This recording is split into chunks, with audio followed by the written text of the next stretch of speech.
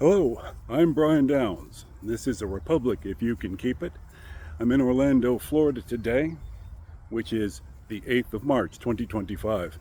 Let's talk about the war in Ukraine. Let's talk about America's position in the world.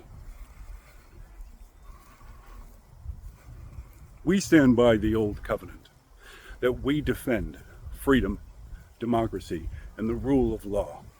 We have done this for near on a century. This is what NATO is for, to defend Europe against the bastards and the tyrants.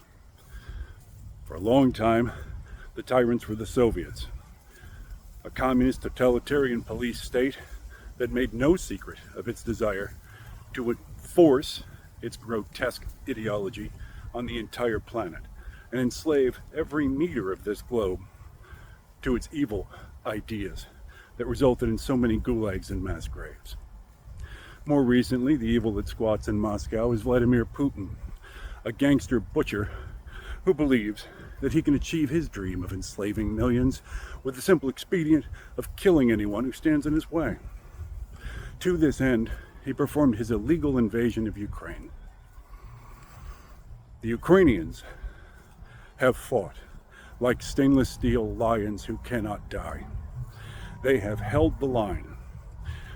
They turned to us, the United States, the arsenal of democracy, and said, I don't need a ride, I need ammunition. That, of course, was President Zelensky.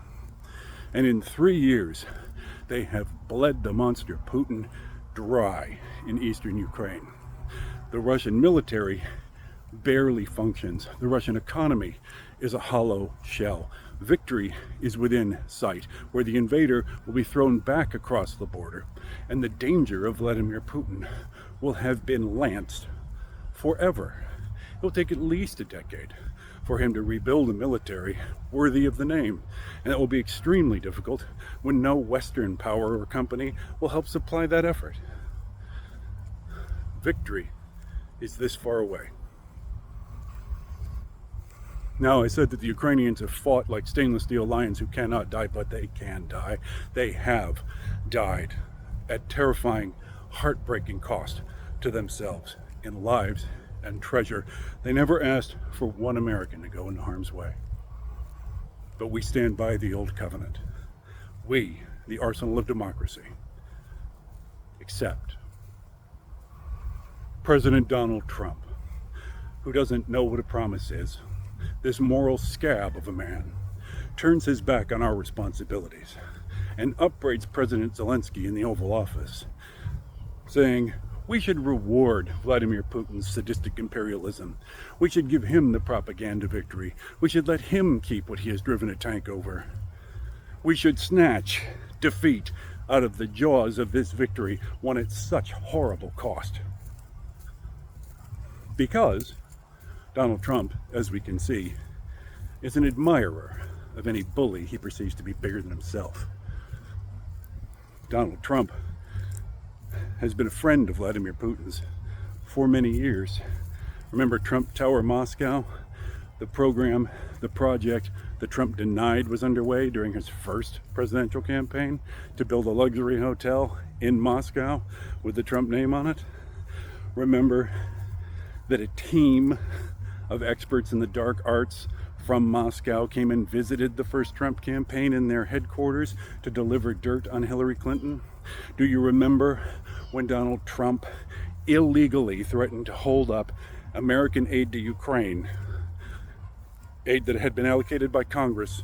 The president has no power to mess with that. Donald Trump threatened to hold it up unless President Zelensky conducted a ridiculous sham of an investigation into Joe Biden's family. Do you remember that?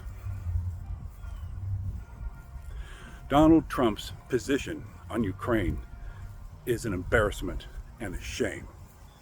It tells the world that they can no longer rely on their guardian. It withdraws the United States from our position of influence around the world. It rewards and emboldens tyrants. But this is what we can expect from a convict, a felon, a pathological liar, an angry toddler, A man like Donald Trump, whose only goal is to stuff his own mouth while having his ass kissed. We must stand by our friends. We must oppose tyranny. That's the purpose of the United States.